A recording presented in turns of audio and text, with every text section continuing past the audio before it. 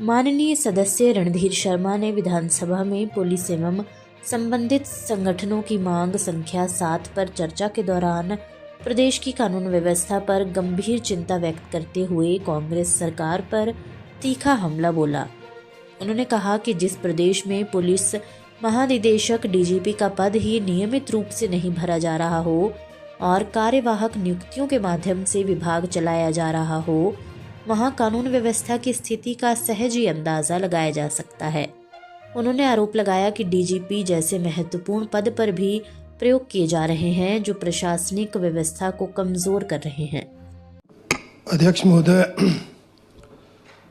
हमारे नेता प्रतिपक्ष पूर्व मुख्यमंत्री श्री जयराम ठाकुर जी द्वारा पुलिस और संबंध संगठन विषय पर जो कटौती प्रस्ताव लाया गया है, मैं उस पर बोलने के लिए खड़ा हुआ हूं। आपने समय दिया, आपका बहुत बहुत धन्यवाद। अध्यक्ष महोदय, अभी हमारे माननीय सदस्यों ने इस विषय पर अपने विचार रखे हैं और अभी सतपाल सत्ती जी ने चर्चा की है कि हिमाचल प्रदेश के डीजीपी ही कार्यवाहक हैं। दुर्भाग्यपूर्ण बात है, जिस प्रदेश का पुलिस प्रमुख ही रेगुलर ना हो, वर्किंग हो, कार्यवाहक हो, उस प्रदेश की कानून व्यवस्था क्या हो सकती है, इसका अंदाजा हम लगा सकते हैं। परंतु मैं इसके आगे और बात करना चाहूँगा। विक्रमादित्य जी, सुनिए कि अभी सुनिए ना, अभी उस कार्यवाहक को भी छुट्टी पर भेज दिया गया है और 1 हफ्ते के लिए किसी और को कार्यवाहक लगा दिया गया है। आपको जानकारी नहीं तो जानकारी होनी चाहिए। ये डीजीपी की पोस्ट भी सबलेट होती है क्या? कार्यवाहक को छुट्टी देकर फिर 1 हफ्ते के लिए कार्यवाहक, क्योंकि उन्होंने 31 मार्च को रिटायर होना है, इसलिए उनको डीजीपी लगा देना। क्या पुलिस विभाग किसी को खुश करने के लिए बना हुआ? किसी एक व्यक्ति की इच्छा है कि वो डीजीपी के पद से रिटायर हो, इसलिए एक को वर्किंग रखना, फिर उसको छुट्टी भेजना, फिर दूसरे को लगाना। ये कहां की कार्यप्रणाली है? एक ऐसी सरकार है और इस सरकार से हम कानून व्यवस्था की उम्मीद करें तो मुझे लगता है गलती हमारी है। इसलिए अध्यक्ष महोदय, आवश्यकता है कि सरकार जो योग्य सक्षम अधिकारी है उनको इस जिम्मेवारी पर लगे। ये जो एक्सपेरिमेंट है, ये ना डीजीपी जैसी पोस्ट पर होने चाहिए, ना चीफ सेक्रेटरी जैसी पोस्ट पर होने चाहिए। जो योग्य हैं, सक्षम हैं, काम कर सकते हैं, पूरी जिंदगी का उनका एक्सपीरियंस है, आपके यार पास सारा उनका रिकॉर्ड है, उसको देखकर लगाइए। पर जिसको लगाइए उससे काम लीजिए। आप 6-6 महीने कार्यवाहक रखेंगे, उनको पता नहीं लगता है कार्यवाहक ही रिटायर हो जाएंगे। ना वो काम कर सकते, ना वो अपनी जो उनकी क्षमता है उसका उपयोग कर सकते। एक तरह से डिमोरलाइजेशन आती है। इसलिए अध्यक्ष महोदय, मैं आपके माध्यम से कहना चाहूँगा कि ये जो पद्धति चली है उसमें सुधार किया जाए, रेगुलर डीजीपी लगाए जाए। दूसरा, जो आपराधिक आंकड़ों का विवरण हमारे विक्रम जी ने दिया है, वो इन्होंने पूरे प्रदेश का पिछले कई सालों का दिया है। अभी विधानसभा में 3 दिन पहले ही प्रश्न लगा था।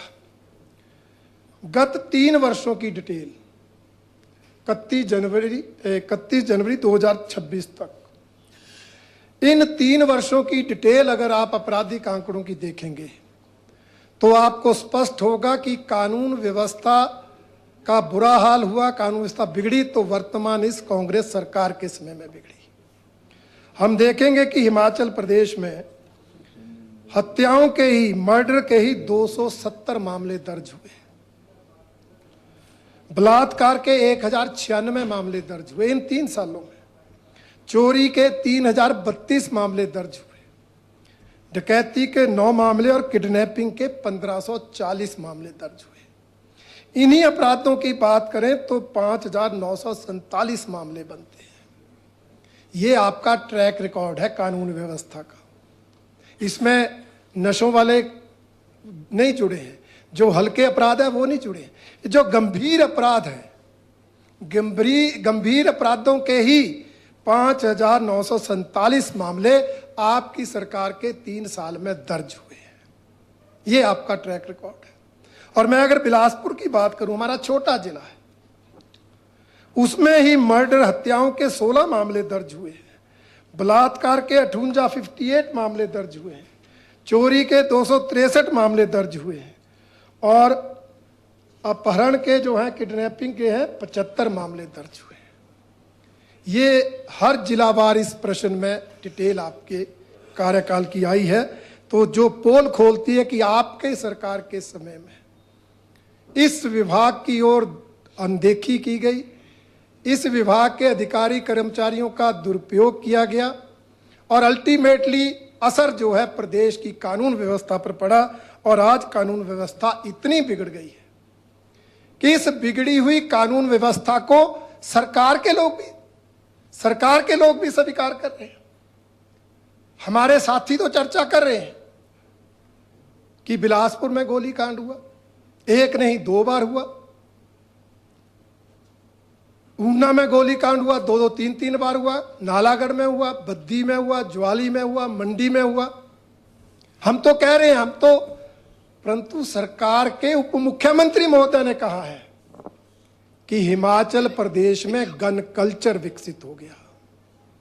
और मैं ये कहना चाहता हूं, ये गन कल्चर विकसित हुआ तो वर्तमान कांग्रेस सरकार के समय में विकसित हुआ है। इससे पहले इतने हालात खराब नहीं थे। कारण क्या है? कारण ये है कि सरकार के कर्णधार आपराधिक तत्वों को संरक्षण देते हैं, आपराधिक गतिविधियों में इन्वॉल्व है। हम अगर बिलासपुर की घटना की बात करें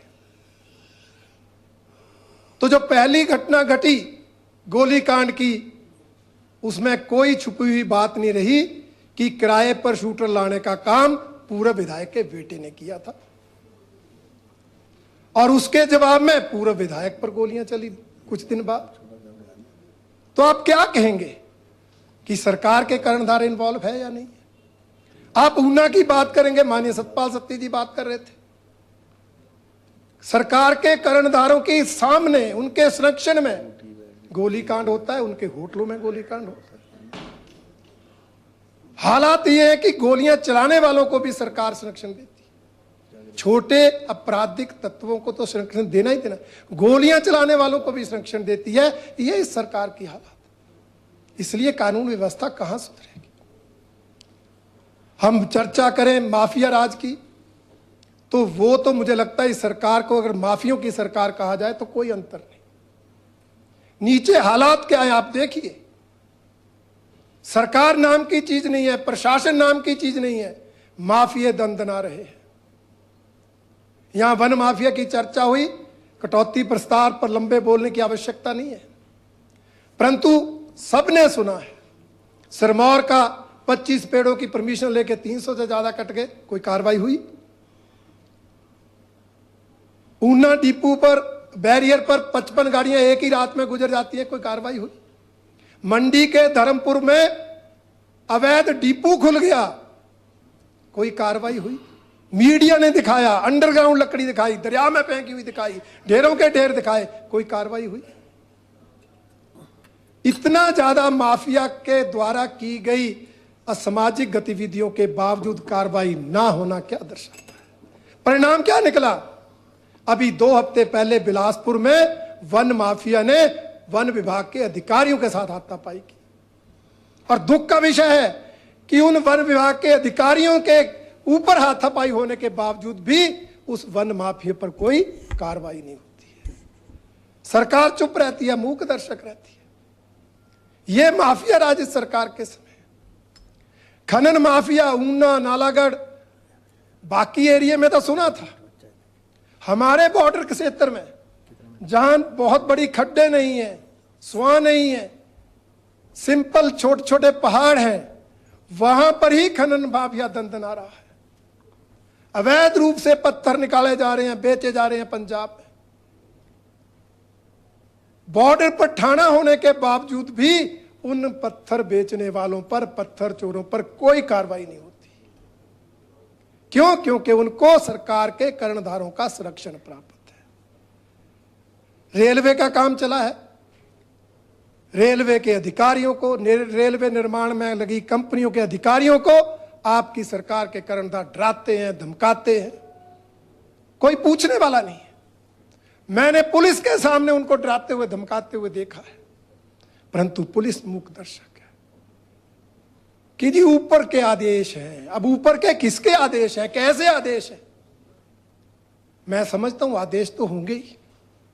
जब सरकार का मंत्री ही एनएचए के अधिकारियों के साथ हाथापाई करेगा तो फिर रूलिंग पार्टी के कार्यकर्ता और चुटभैये नेता तो करेंगे ही। जब सरकार के मंत्री ही कानून व्यवस्था को हाथ में ले लेंगे तो छोटे नेता तो आपके करेंगे ही, और कर रहे हैं। इसी के कारण हालात खराब हुए हैं, सामने है। विक्रमादित्य जी, आपने तो बोला है, बयान दिया है, इसलिए अब मत गर्दन हिलाओ। ये हालात आप सबके सामने है, ये हालात आप सबने देखे हैं। इसलिए मैं ये कहना चाहूंगा कि प्रदेश सरकार को अपनी जिम्मेवारी समझनी चाहिए। कानून व्यवस्था सबसे प्रमुख विषय है जिस पर सरकार की कार्यप्रणाली जज होती है। डेवलपमेंट दूसरा है। आप डेवलपमेंट में भी फेल है और कानून व्यवस्था में भी पूरी तरह से फेल है। कहीं कोई कानून व्यवस्था नजर नहीं आ रही, और अपनी कमियों को छिपाने के लिए मुख्यमंत्री जी ने एक अभियान छेड़ दिया, नशे के विरुद्ध मैराथन। स्कूल के छोटे छोटे बच्चों को, जिनको चिट्टे का नाम नहीं पता था, उनको भी आपने रैलियों में लाकर चिट्टे का नाम बता दिया। और हालात की अवेयरनेस उनकी करो, अवेयरनेस उनकी करो जो जवान हो गए। विक्रमादित्य जी, अवेकनिंग उनकी लाओ, जागरूकता उनकी करो जो जवान हो गए हैं। प्राइमरी के बच्चे, मिडिल के बच्चे 10 बजे बैठा दिए बिलासपुर में, मुख्यमंत्री जी 1:30 बजे आ रहे हैं, ना पानी है ना रोटी है, भूखे प्यासे बच्चे क्या चिट्टे के विरुद्ध लड़ाई लड़ेंगे? जिंदगी भर याद रहेगा कि हमने 3 घंटे भूखे प्यासे काटे थे, किसके लिए? चिट्टे के लिए, जिस चिट्टे का उनको पता भी नहीं था।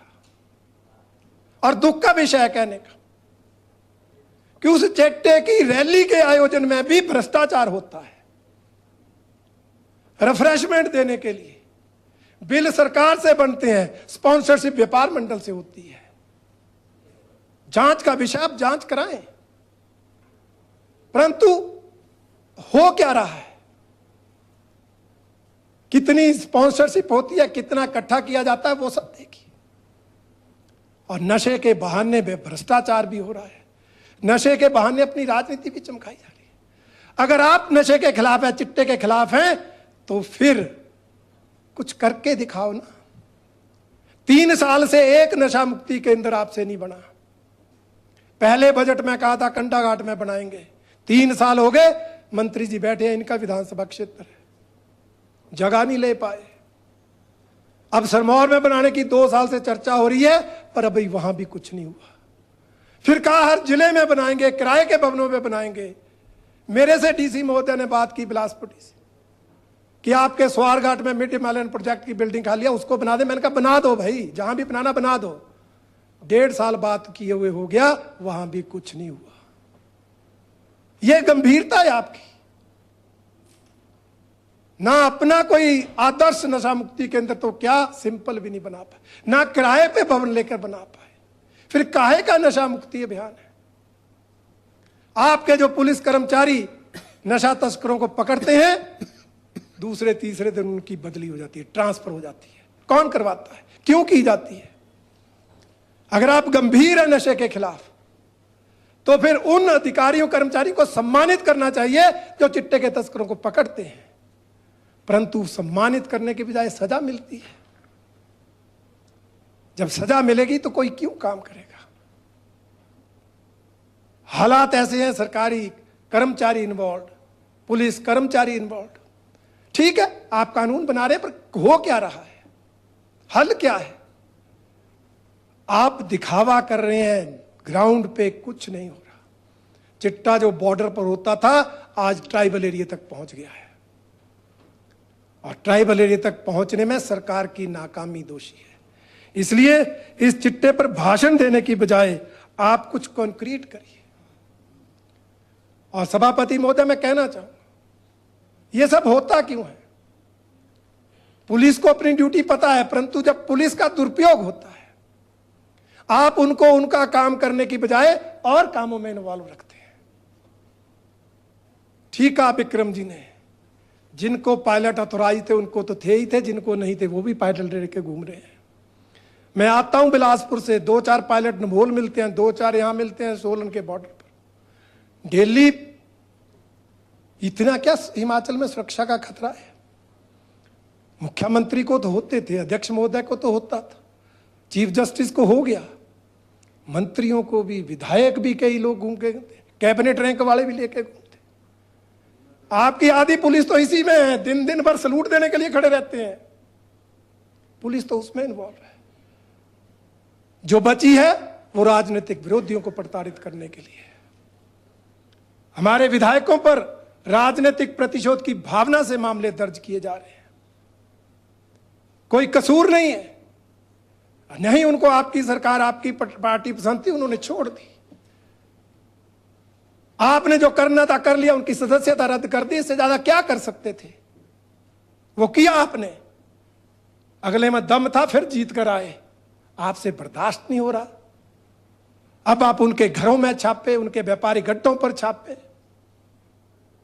सभापति महोदय हैरान हो जाएंगे।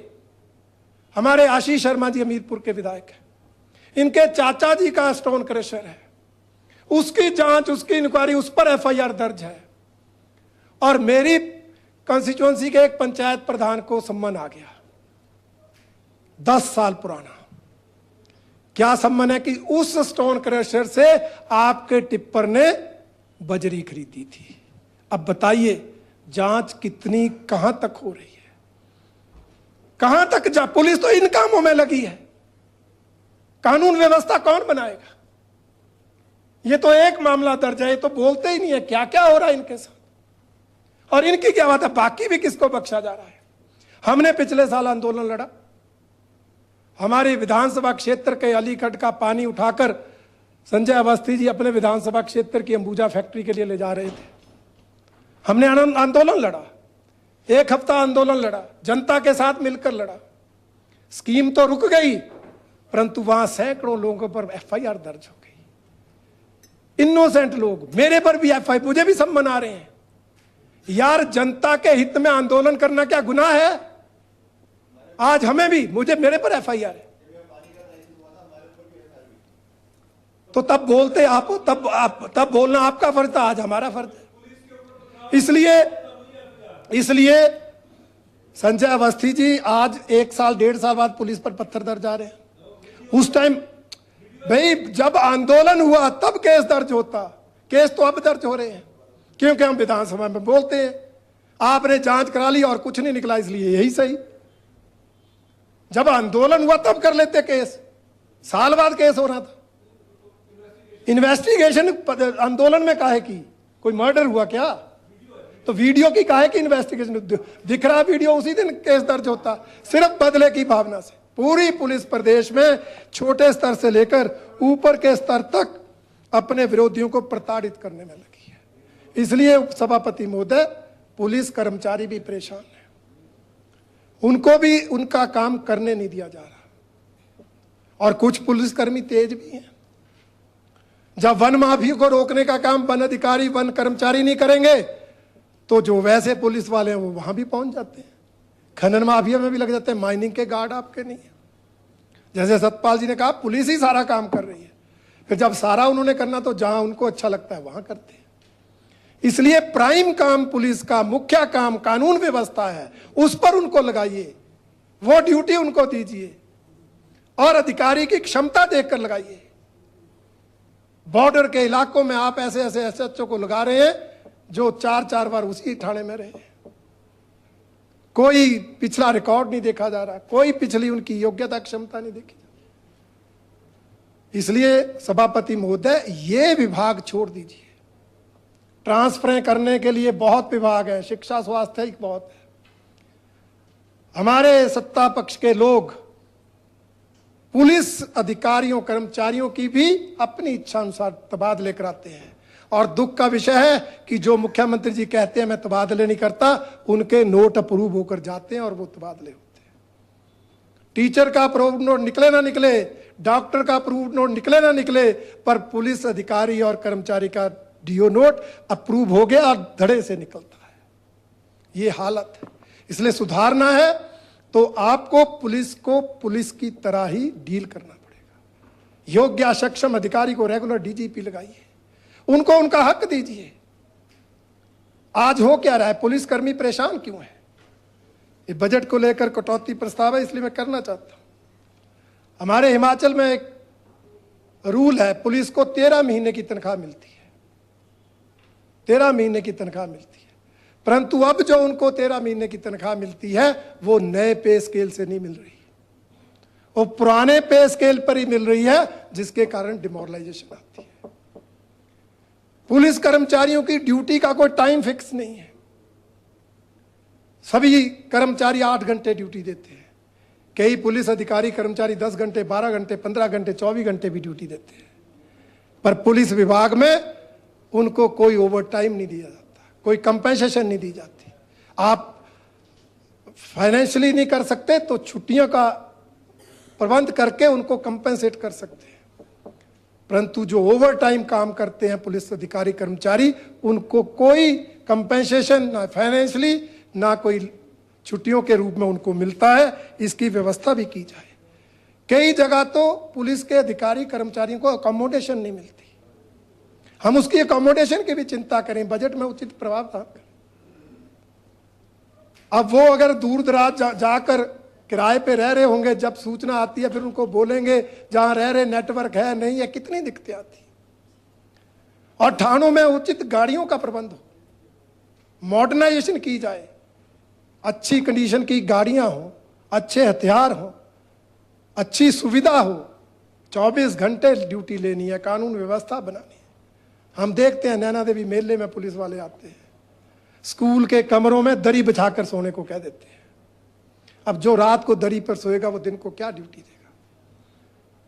व्यवस्था हो सकती है, परंतु इच्छा शक्ति की जरूरत है। इसलिए ये सारी व्यवस्थाएं पुलिस के लिए की जाएं, ये भी इस कटौती प्रस्ताव के माध्यम से सभापति महोदय मैं कहना चाहूंगा।